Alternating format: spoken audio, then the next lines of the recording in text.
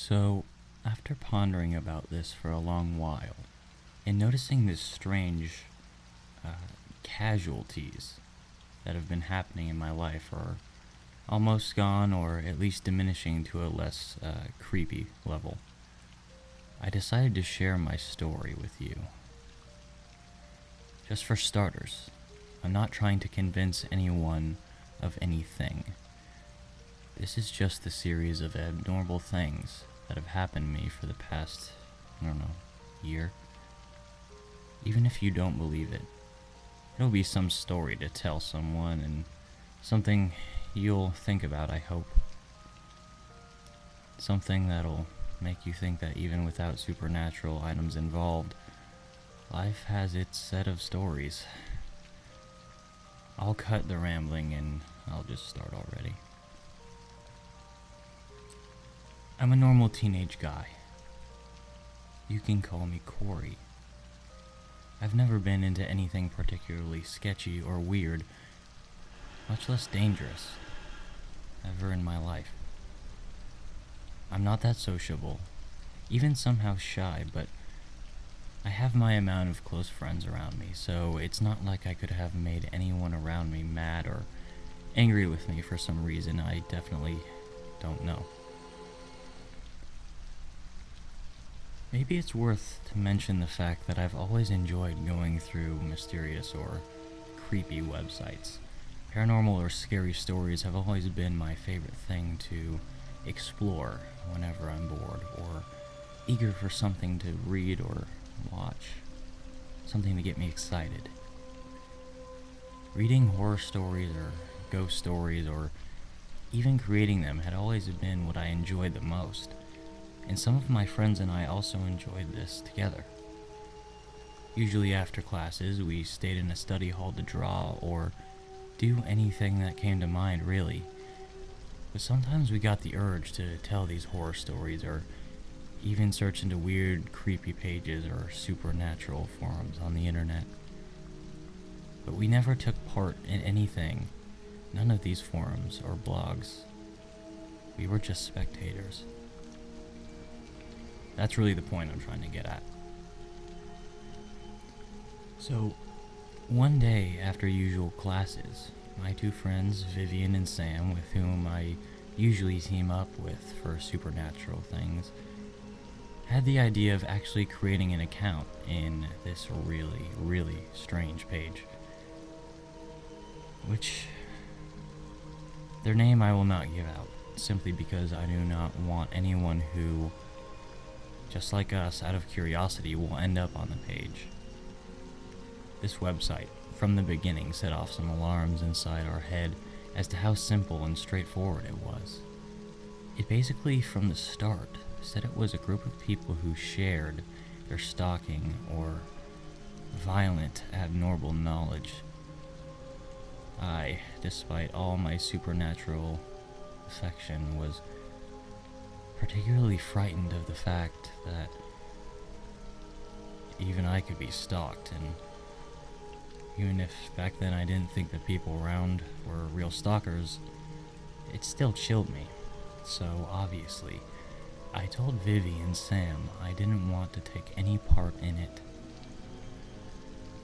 They understood, but told me to just stick around while they created the account and surfed through the page.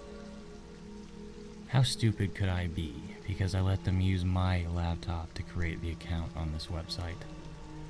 Point is that in some minutes they were already reading the threads around the page with their new account, occasionally telling me how weird these people were, or how creeped out they were after reading some of the stalking experiences some of these people have had. They spent around an hour just scrolling through posts until Vivi called me out to come closer. He proceeded to show me a post that had a subtitle, "I need a new toy." Sam made the obscene joke about what kind of toy he was in need. We laughed, but maybe that was to cover how creeped out we actually were. They clicked on the link, anyway. The post went kind of like this. Title: I need a new toy. We scroll down. Lately, my old plaything has changed. Anyway, I had to contact with her. I feel so empty without anything to give all my attention to. Anyway, if anyone is willing to exist for me, please follow up. The lower part was a link which obviously only needed to be copy-pasted onto the navigator. I, by this point, was kind of freaked out and was telling Vivi and Sam to close the tab, erase my cookies, get rid of everything.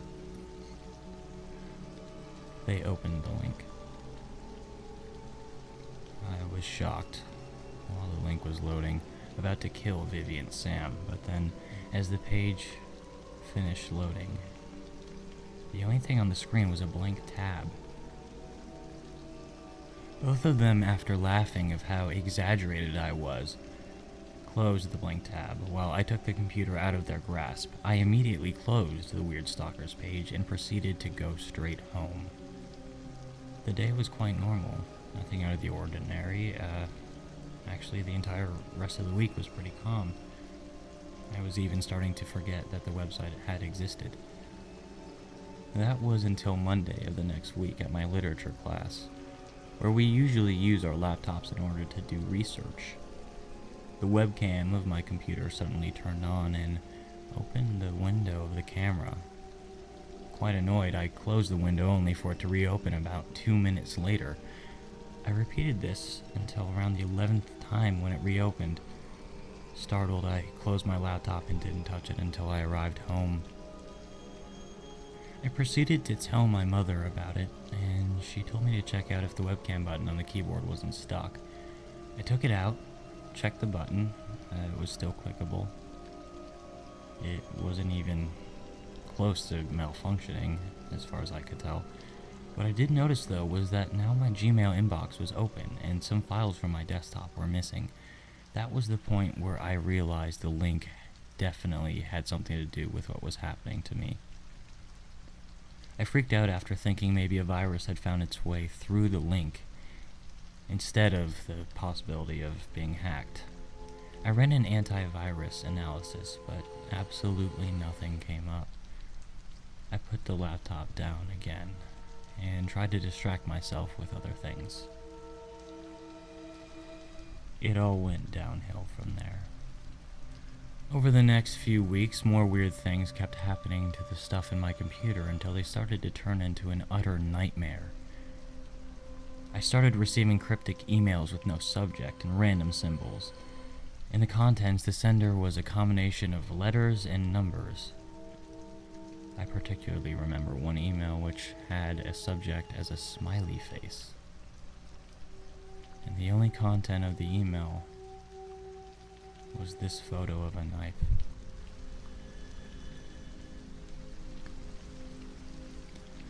By this point, I was already even scared to grab my phone, as one time it had rung around, I think it was like 60 times from an unknown number. I knew all this information had been taken from my Google account, which the person who had hacked my computer had free access to. Google had all of my private information. My computer files kept disappearing from my documents whenever I turned on my computer, and I particularly had a panic attack when photos started to appear, and then would immediately disappear. I talked to my parents about this. I told them everything that had happened in the last month, and we even went out to see a private investigator. Not only was it useless, but it brought my anxiety to a new level. I now had around 7,000 unread emails, senseless messages, and even though I changed accounts around 3 times, this guy kept on finding me. I had to throw away my cell phone as it also rung almost every 30 minutes, which it left me with around 30 calls a day. Soon after, I began developing Agoraphobia. I never wanted to leave my house. Any kind of noise which came from outside alerted me. I started sleeping with a pair of scissors beside my bed. This was only the beginning. My email was now being used to send gruesome images to people I knew. Some people knew I was hacked, but others just thought I was a creep, and they started looking at me with pure disgust. Now my self-esteem, my security, and my head were a mess. I even began doubting my sanity. But as far as the worst, it was this. There was a photo included in the original story, which I won't share here for privacy purposes. At first I thought it was another of their confusing messages with numbers, but the subject was different from most of the other senseless messages. Then it hit me in the face. It said, "There's no place like," and then it stopped. Obviously part of the famous phrase, "There's no place like home." And then it was my house number. He knew where I lived. Even being my house was a burden. I thought about ending it all several times. It was unbearable. This continued for a very long time. I erased accounts, threw my laptop away, destroyed my cell phone, and anything related to whatever they could have gotten from the computer. It's been quite a time since anything's happened. No emails, no phone calls, no harassment. My life is slowly going back to normal. I can even walk to school again. Am I still afraid? Yes.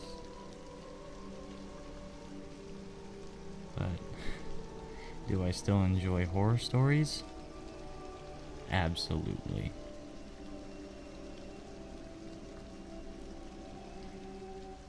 But this is a point that I don't ever want to cross again in my life.